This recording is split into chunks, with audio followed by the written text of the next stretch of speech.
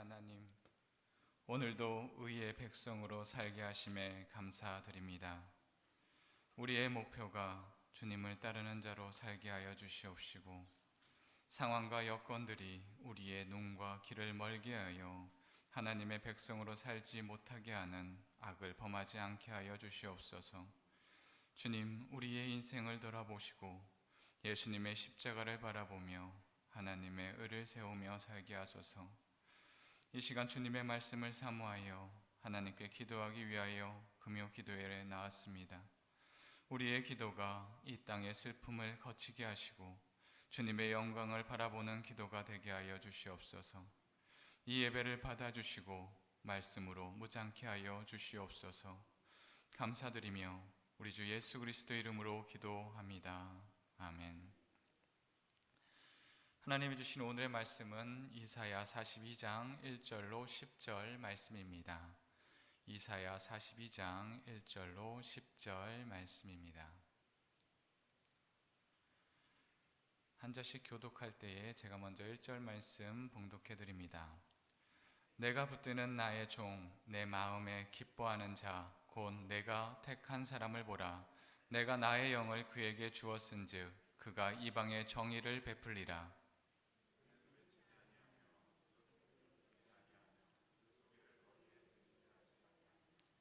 상한 갈대를 꺾지 아니하며 꺼져가는 등불을 끄지 아니하고 진실로 정의를 시행할 것이며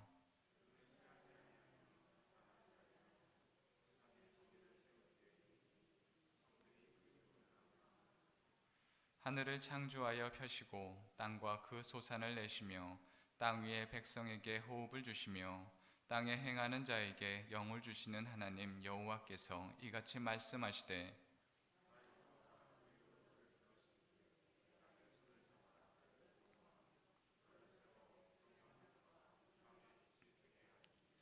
내가 눈먼 자들의 눈을 밝히며 갇힌 자를 감옥에서 이끌어내어 흑암에 앉은 자를 감방에서 나오게 하리라.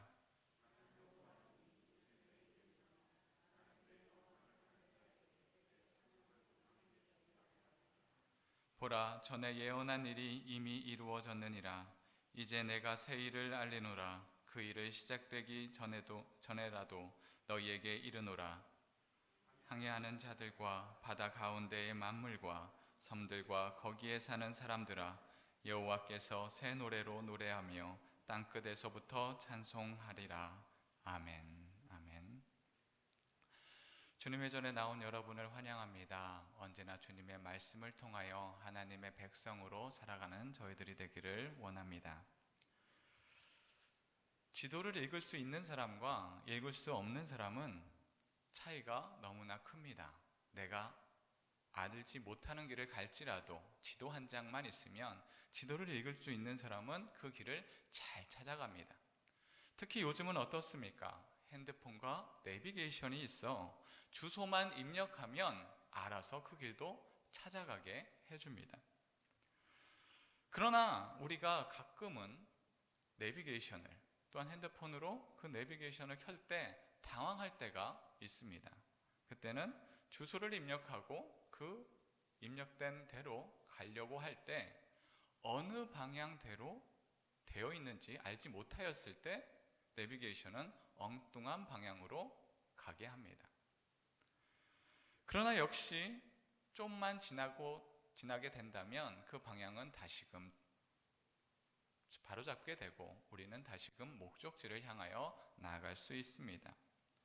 방향을 잘못 잡아도 우리는 잠깐 당황하게 되는데 만약 목적지를 잘못 입력한다면 우리는 어떻겠습니까? 아무리 오래 가면 갈수지라도 오래 간 그만큼 우리는 되돌아가야 됩니다. 우리의 삶의 방향 하나님께로 잘 맞춰져 있습니까? 우리가 살아가는 인생 속에 하나님을 바라보며 살아가기를 원합니다. 오늘의 본문은 세상에 비친 하나님의 종과 관련된 말씀입니다. 이사야는 내용에 따라 제1 이사야, 제2 이사야, 제3 이사야로 나눕니다.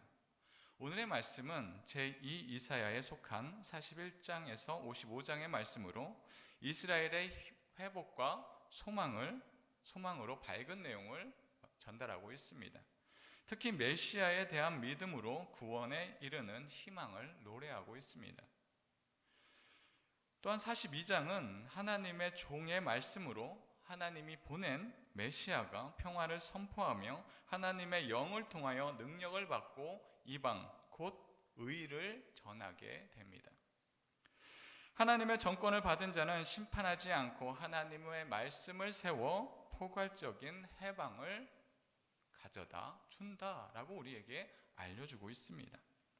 오늘의 이 말씀을 메시지 성경으로 1절에서 4절 말씀을 제가 봉독하겠습니다.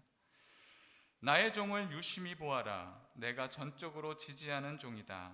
그는 내가 택한 사람이며 나는 그가 더없이 마음에 든다. 나는 그를 온통 내 영으로 내 생명으로 감싸 주었다.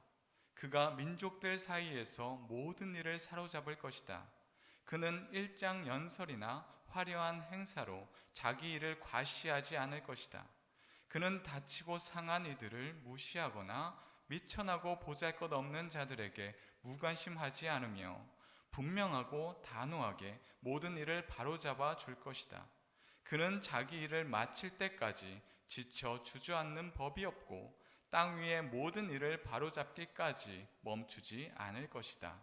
먼 바다 섬들까지 그의 가르침을 고대할 것이다. 아멘. 목표를 향하여 가기 위하여서는 그 따르는 과정에 대해서 알아야 합니다. 과정을 알지 못하면 우리는 그 목적지를 향하여서 나가다가 여러 가지의 상황들 속에 당황하고 이 일을 어떻게 해야 되는지 당혹하며 좌절하게 됩니다. 그러나 과정을 알고 결과를 예상하게 된다면 우리가 가는 그 모든 일을 따라 잠깐의 어려움은 있을지라도 우리가 그 어려움 중에 완전히 쓰러지지 않습니다. 결국 과정을 예상하고 결과를 바라보게 된다면 우리는 힘들지라도 결국 우리의 목표하는 지점까지 꾸준히 행하며 나아가게 됩니다. 그렇다면 우리는 왜 의의 종을 따르며 살아야 합니까? 그 이유가 어디에 있습니까? 이는 우리는 세상 사람들과 같지 않기 때문입니다. 이 세상 사람들은 이 땅의 이익만 추구하면 됩니다. 이 땅에서 잘 먹고 잘 살면 그것으로 만족해 합니다. 그러나 우리는 이 세상에서 끝나는 인생들이 아닙니다. 비록 이 땅의 많은 것들이 달콤하게 우리에게 유혹해 옵니다. 그러나 하나님이 우리를 통하여서 이루시는 영원한 소망을 우리는 바라보았기 때문에 진정한 평안과 안식을 아는 우리들은 이 땅의 유혹에 넘어지거나 쓰러지지 않습니다. 주님은 우리에게 지기 어려운 짐을 지우기 위함이 아니라 오히려 우리를 통하여 죽은 자를 살리시고 쇠하지 않고 참된 정의를 이루시기 위하여 우리를 불러 모으셨습니다. 그렇다면 하나님의 의의 종을 따르는 백성에게 하나님은 어떻게 힘을 주십니까?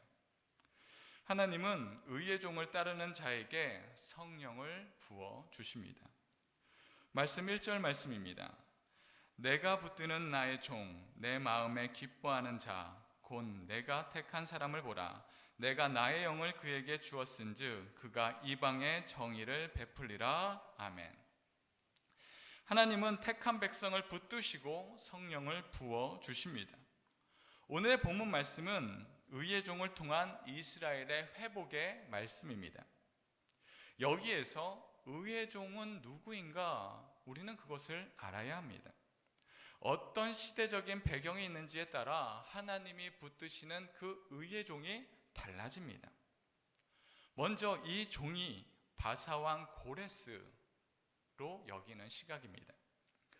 중앙아시아에 패권을 갖고 있었던 나라들이 쭉 있습니다. 성경에도 보면 그 패권들에 대해서 어떤 나라들이 강대국으로 남아 있었는지를 우리는 흔히 알 수 있습니다. 먼저 아수르입니다. 아수르가 크게 번성하여 북이스라엘을 멸망케 합니다. 북이스라엘뿐만이 아니라 남유다도 거의 멸망의 문턱까지 갔었습니다. 그러나 하나님은 히스기야의 기도를 들으시고 그의 응답하시어 유다를 멸망의 길로 인도하는 것이 아니라 그의 길을 돌이켜 아수르를 물리치시고 아수르 왕이 고국으로 돌아갔을 때 반역의 칼로 죽게 하였습니다. 아수르 다음의 패권국은 바벨론입니다. 바벨론이 힘이 강해지고 있을 때 요시야가 유다의 왕이었습니다. 요시야는 어떤 왕입니까? 하나님의 말씀대로 온전히 따랐던 그런 왕이었습니다.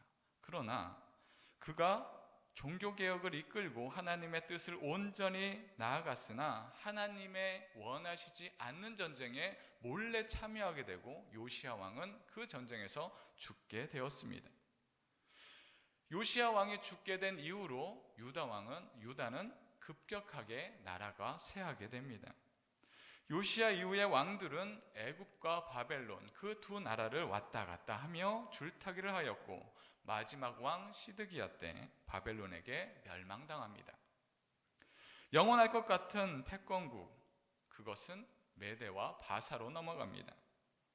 바사 왕 고레스는 바벨론을 정복하고 막강한 나라를 건설합니다. 고레스는 이전의 나라들과 달리 관대한 정책을 폈으며 이스라엘 백성에게 하나님을 섬기는 것을 허용하고 포로로 나와 있던 이스라엘 백성들을 해방케 해주고 다시금 하나님의 성전을 짓는 것을 허락해 줍니다. 하나님이 고레스를 예비하였고 이스라엘을 회복시킨 것을 보니 하나님이 예비하신 그 종이 고레스다로 여기는 것입니다. 이사야는 고레스에 대해서 이후에 나오는 것들 보니 이 의의 종은 고레스다라고 생각하는 사람도 있습니다. 또한 두 번째는 하나님의 아들인 예수님을 칭하는 것이다 라는 것입니다. 오늘의 말씀에서 나오는 내용이 어떤 한 사람, 인간에 대해서 말씀하는 것으로 보이지 않습니다. 하나님의 영이 함께 하시는 예수님에 대한 말씀인 것을 우리는 유추할 수 있습니다. 이는 신약에서도 이 본문 말씀을 들어 예수님을 설명하기도 합니다. 이를 보면 주의 종은 예수님을 말씀하는 것으로 보입니다. 그러나 이는 다니엘 2장을 보면 더욱더 우리에게 분명한 교훈을 줍니다.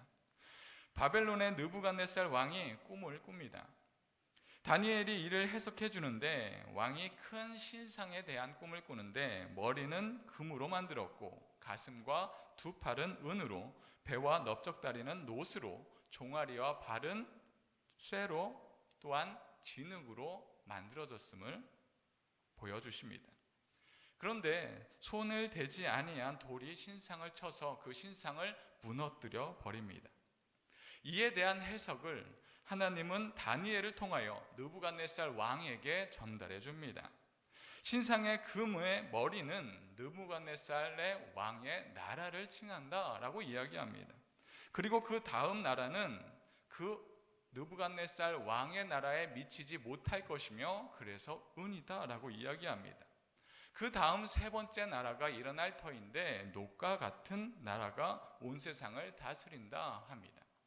네 번째 나라가 또한 강하여지는데 그것이 강하여지는 것이 쇠같이 온 나라를 다 무너뜨릴 것이다 라고 이야기합니다. 하지만 진흙과 같이 민족이 섞여 있을 것이고 온전히 섞여 있지 않아 손을 대지 않은 돌이 나와 쳤을 때 그 모든 신상들은 무너질 것이다 라고 말씀하십니다. 이 네 나라를 어떻게 보느냐에 따라 다니엘이 다니엘서에서 예표하는 메시아가 의의 종이 달라집니다. 먼저 바벨론의 왕의 왕조로 해석하면 손대지 않은 돌은 고레스를 이야기하게 됩니다. 바벨론의 나라를 고레스가 쳐 무너뜨림을 예표하는 것처럼 보입니다. 그러나 이를 나라로 해석하면 다릅니다. 다니엘 2장 39절에 이 나라라고 이야기한 히브리어는 말루크로 이는 왕조를 뜻하지 않습니다. 나라로 해석하면 첫 번째 금은 바벨론으로, 은은 바사 곧 페르시아로 보고 노스는 헬라 곧 그리스이며 그리고 마지막 철은 로마 왕국이 됩니다. 그리고 마지막 손대지 아니한 돌은 예수님입니다. 본문의 말씀을 고레스로 보게 되면 이스라엘에게 귀환을 허락하고 성전을 짓게 한 것은 이스라엘 백성에게 이로움을 주는 것은 맞지만 그 이후에 다니엘서에서 영원히 무너지지 않는 나라에 대한 이야기와 이사야서의 이방에 빛이 된다는 말씀과는 일치하지 않습니다.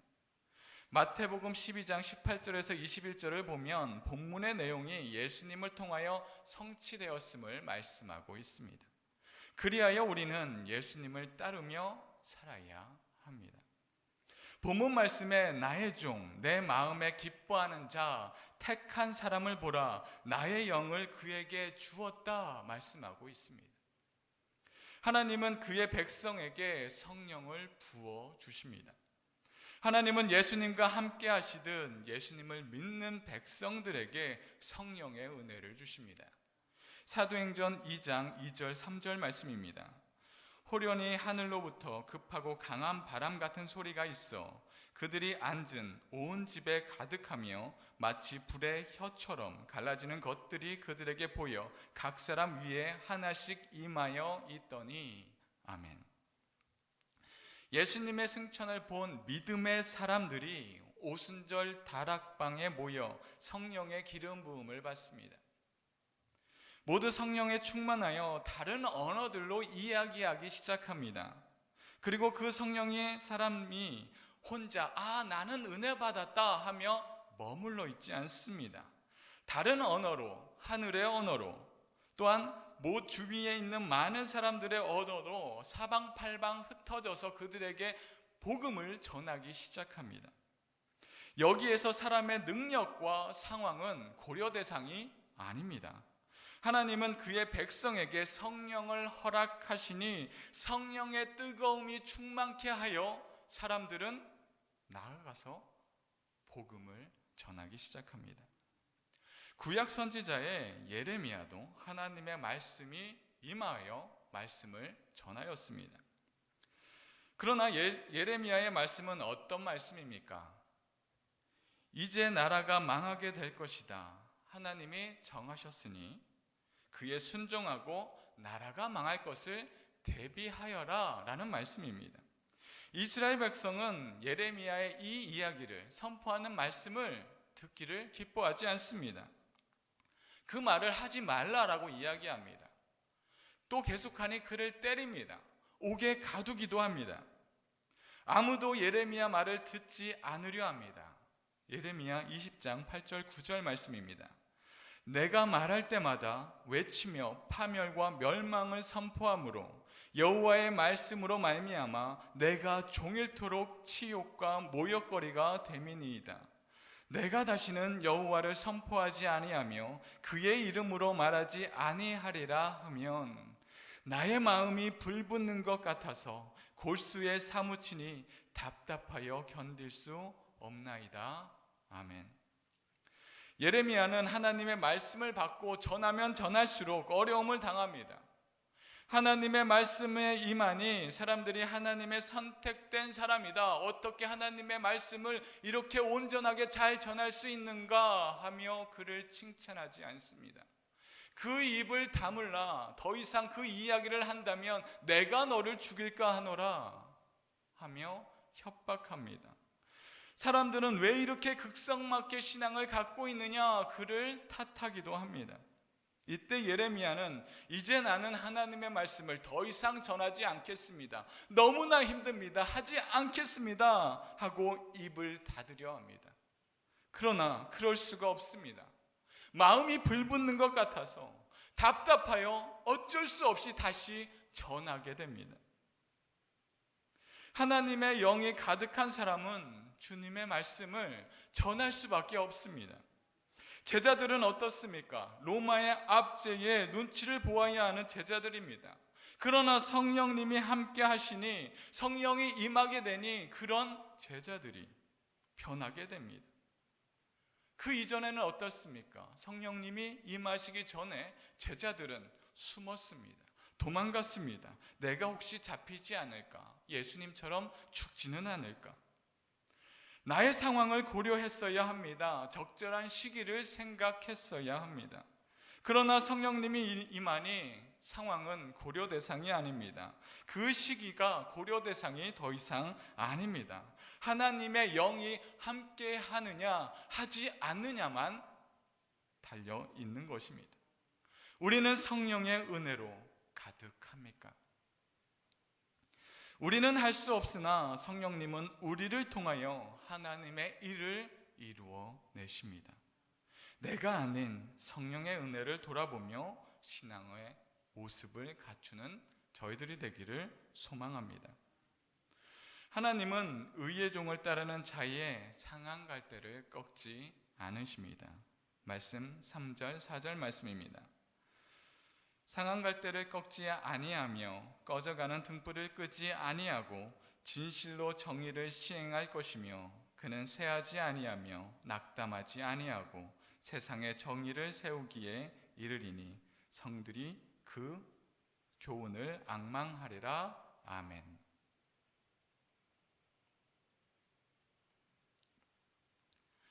하나님은 그의 백성들의 상한 갈대를 꺾지 않으십니다.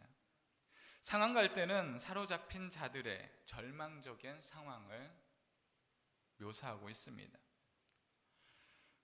포로의 절망, 우리가 어찌 다 알겠습니까? 이유 없이 배가 고파도 인생이 원래 배가 고픈 것이다. 그런 인생인 줄 알고 그들은 살았을 것입니다. 자유를 억압받았다 하는 것도 피지배자의 삶이 원래 그러하였으리라. 오늘을 사는 것 다 그게 그런 것인 줄 알고 그들은 그렇게 억압받으며 고통받으며 살았을 것입니다. 국권을 빼앗긴 힘든 그 마음, 우리나라도 경험을 하였습니다. 그 통한의 마음으로 시를 지은 자가 있습니다. 황현은 그 괴로운 마음으로 시를 지었습니다. 황현은 을사늑약이 체결되자 국권 회복 운동을 하려 망명을 시도합니다. 그러나 좌절되었고 고통의 가슴을 부여잡고 선비로서의 도리를 다하지 못한 것에 대한 자책이 담겨 있습니다. 한자로 된 시나 한글로 번역된 시로 읽어드리겠습니다. 난리통에 어느새 머리털 다 새었는데 몇 번 목숨 버려야 했건만 그러질 못했네. 오늘은 정녕 어찌할 수 없게 되었으니 바람에 흔들리는 촛불 아득한 하늘 비추는구나. 요사스런 기운이 가려 임금 별자리를 옮기니 구중궁궐 침침해져 햇살도 더디드네. 임금의 조칙도 이후로는 다시 없을 것이니 구슬 같은 조서엔 눈물만 가득 흐르네. 새와 짐승은 슬피 울고 강산은 찡그리네. 무궁화 세계는 이미 사라지고 말았구나. 가을 들불 아래 책 덮고 역사를 생각하니 세상에서 글 아는 사람 노릇하기 어렵구나. 일찍이 나라 위한 작은 공도 없었으니 나의 죽음은 인일망정 충성은 아니로다. 끝맺음이 겨우 윤곡을 따르는데 그쳤을 뿐 당시의 진동을 쫓지 못함이 부끄럽기만 하네. 이 시의 제목은 절명시라고 합니다. 황현은 나라를 빼앗기는 그런 절망의 시기에 이 시를 적고 다랑의 아편을 흡입하고 자살합니다. 나라를 잃은 자의 고통은 이루 말할 수 없습니다. 일제강점기에 그때에는 호랑이보다 일본 순사가 더 무서웠던 시기로 억울함을 대신해 줄 나라가 없으니 나라를 하루빨리 배신한 사람일수록 자신의 안위를 조금이나마 연명하였을 시기입니다. 나라가 멸망한 후손들의 삶을 어찌 말할 수 있을까요? 이스라엘도 크게 다르지 않았을 것입니다. 나라도 잃고 신앙도 이어가기가 어려운 상황 속에 강대국의 선진 문물들이 눈앞에 펼쳐질 때 신앙을 지키는 것에 대한 무력함이 가득했을 것입니다. 하나님의 백성으로 어찌 살 수 있을지 가늠하기 어렵습니다. 그러나 하나님은 그런 상한 심령들을 버리지 않으십니다. 꺼져가는 심지를 끄지 않으시고 그들에게 희망을 주십니다.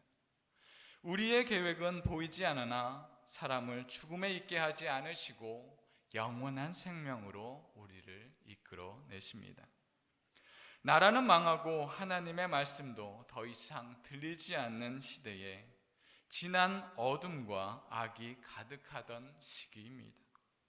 해가 뜨기 전 새벽이 가득 어둡듯 절망으로 희망이 보이지 않는 그곳에 하나님은 예수님을 보내주시고 어둠을 광명의 빛으로 채우십니다. 희망이 없고 깊은 절망이 인생의 고비고비마다 가득할 때 예수님은 그들을 꺾지 않으시고 그들을 통하여 하나님의 사랑을, 예수님의 구원을 전하십니다. 예수님의 부활을 보았고 예수님이 승천하실 것을 기도하며 기다리며 순종한 자들에게 성령이 임하여서 그들은 자신의 상황과 처지가 아닌 예수님의 구원으로 밝게 비추게 하십니다. 이태원 사고에 안타까운 영상이 하나 있습니다. 사고 나는 그때에 뒤편에서 사고 나는 줄 모르고 계속 좁은 골목으로 진입하려는 사람을 막아서고 있는 경찰관입니다.